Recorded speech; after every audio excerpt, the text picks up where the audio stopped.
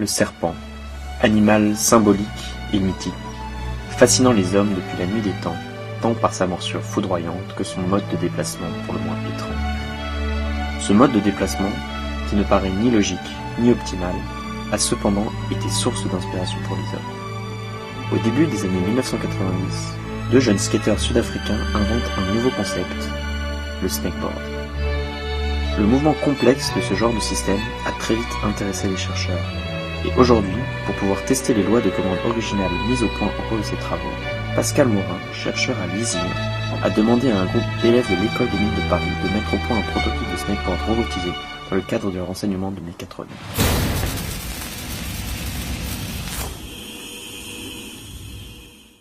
Mais la mécatronique, c'est quoi ?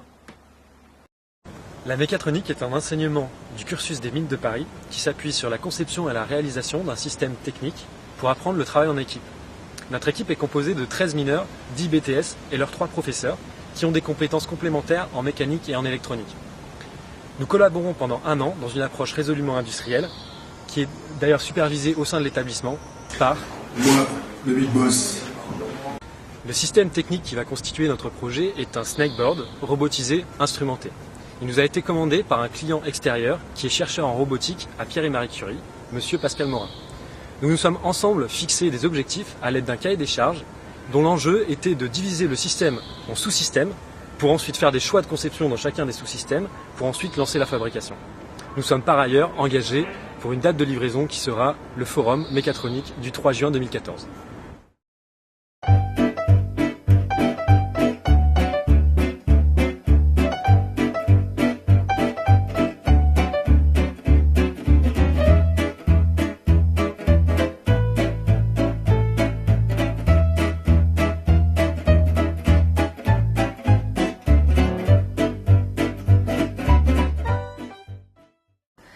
Le pôle méca s'est occupé de tous les aspects mécaniques du snakeboard, depuis sa conception jusqu'à la phase d'assemblage du prototype.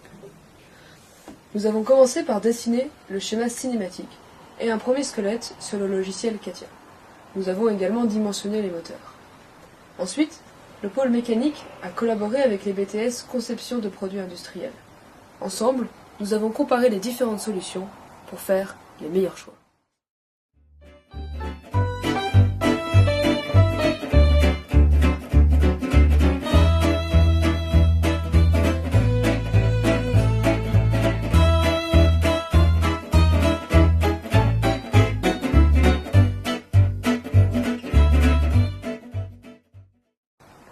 À partir du mois de février, les BTS ont conçu et dimensionné les pièces du snakeboard grâce au logiciel CATIA.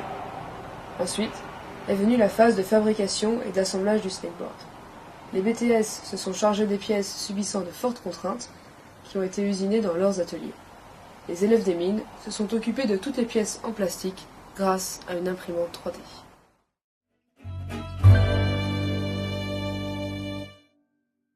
La pôle élec a travaillé sur le contrôle des moteurs, la commande sans fil, les captures de données pour connaître la position et la vitesse du snakeboard et la coordination de tous ces composants par un microcontrôleur. La collaboration avec les BTS en élec a permis de faire une carte électronique qui ajoute tous les composants dans une même carte. Les mineurs l'ont dessiné, les BTS l'ont soudé et fabriqué.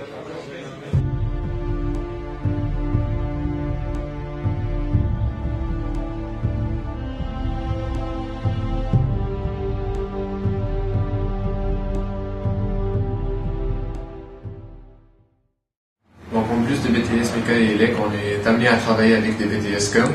Mais la nature de la relation par rapport aux autres, elle est complètement différente. Les deux types fournisseurs et clients. Elle se change tout le long de l'année et suivant un échéancier convenu à l'avance de nous fournir tous les livrables. Par exemple, les 3 newsletters et la charte graphique dont on sert pour tous les documents. Ils nous fournissent en plus la plaquette et la fiche dont on se servira à la fin de l'année pour notre forum qui se tiendra le 3 juin à l'école. Après 1 an de collaboration, voilà le résultat que nous avons obtenu. un snakeboard robotisé, instrumenté et en pièces détachées. Rendez-vous le 4 juin au forum Mecatro pour voir le résultat d'un an de travail.